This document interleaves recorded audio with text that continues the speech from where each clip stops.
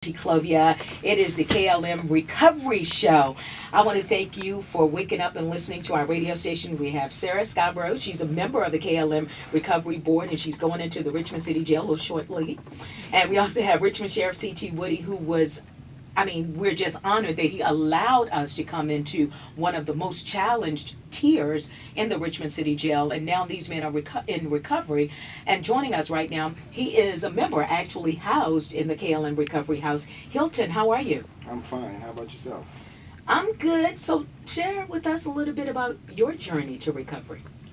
Well, my journey, it started years ago with me getting incarcerated over and over again, and I was caught up in a vicious cycle of addiction, and I didn't never reach out for help. But as time went on, I got tired of it.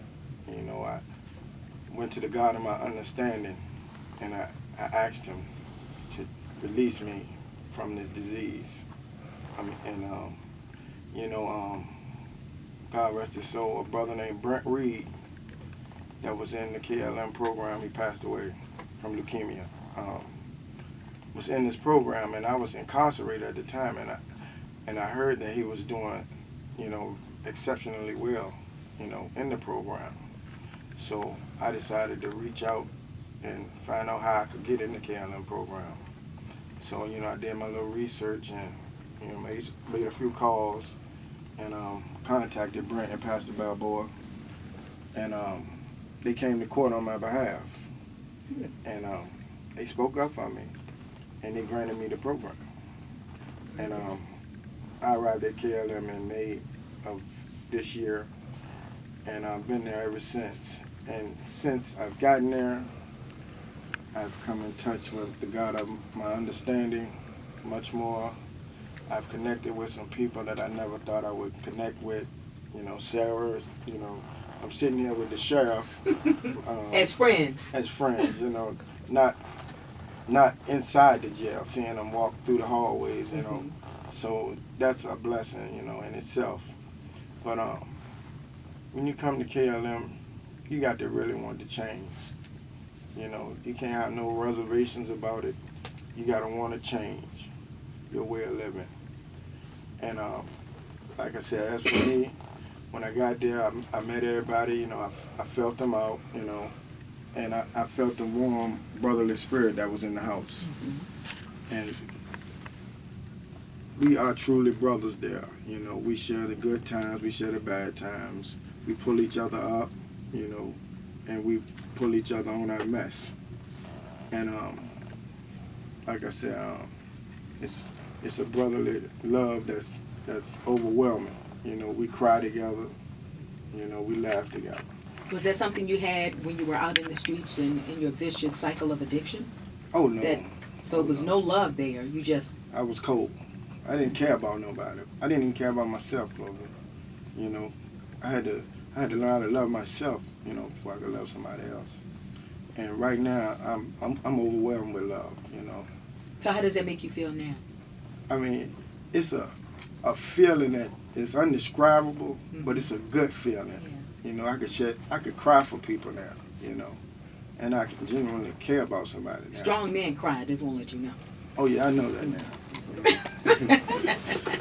Yeah. And that's a very good journey. I would like you to speak directly to persons who are listening to the radio. They could be sitting with their family member right now, and the family doesn't even know that they're strung out on drugs. What would you like to say to that person or persons? I would like to say, pray to God to take whatever it is that you're going through and ask Him to release it from you and reach out for help.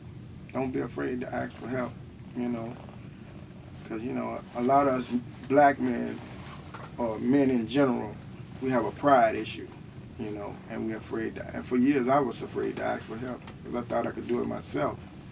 But, I realized my way of doing it just wasn't the right way. So I reached out, and like I said, I talked to the God of my understanding, and, He made some things happen for me. Hilton, after going vicious cycle of drugs and in and out of jail. So when did you make the decision to ask, to pray to God to forgive you? Was it the second time, the third time, or the 10th, 100th, 250, Well, just under 1,000? honestly, I'd say about after like the 25th time. You know, I was incarcerated in Indian Creek Therapeutic Community, Mm-hmm. and you know, I thought about it. I said, if I could, you know, follow these rules and regulations in this environment and work for 45 cents, you know, an hour, why can't I do it on the street, you know? Yeah. And then, you know, I got people half my age telling me what to do, when to get up, and where to go, you And know. you're a number? Ma'am? You're a number? Rarely do they use your name, call you by your name? Oh, yeah. They call you by your name. Okay, where you were. But, you know, I thought about that, and I'm like, I've been doing this for 20-something odd years. It's time for a change, you know.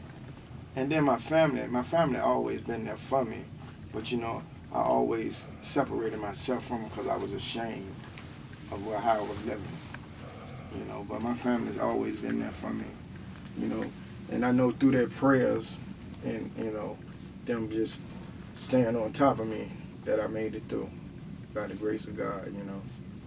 What is your day like now when you wake up in the morning and you're a resident of the KLM Recovery House? Well, we get up at 6 o'clock. We have Bible study at 7 to 8 o'clock. And after that, I go to school at J. Simon Reynolds. And a couple of the guys, they work there, you know. And we just, you know, have a busy, productive day. We're doing something productive. You know, we're not just beating around the bush, you know, idle time. We're doing, like today, you know, I'm here with Sarah and Sheriff doing something productive, you know. So that's how, you know, and we always know each other's whereabouts, you know. We got our cell phones, you know. We stay connected with each other. We call just to check in with each other, make sure they're all right, you know. That's how this program is. You know? So you're going to pull in really close and deeper during this holiday season? Oh, yeah. Oh, yeah. Are you going to visit a lot of your family and friends, or are you just going to stay with your family at the KLM Recovery House? Well, our plans are not, you know, what's the word? We're not locked in on what we specifically going to do, but I'm pretty sure we're going to visit our own families, you know. We're going to do something together, too, though, you know. I just want you to hold on tightly. Oh, yeah. Just hold on tightly, and it's the holiday season, and I think for some people it's great. For some families and other families, you know, a lot of tragedy has happened during this time. Yes. And then you have folks who are, you know, having challenges with addiction. They're like, oh my goodness, here comes the holidays. Everywhere you go, somebody's going to be drinking, they're going to be doing something. So, you know, I just pray that you stay recovered, and everyone else, and folks who are listening online and also on our radio stations as well. It's very important. The KLM Recovery House, we're going to talk more about that. And while we're going into break, I want you to log on to the website, klmrecovery.org. This is Community Conversations.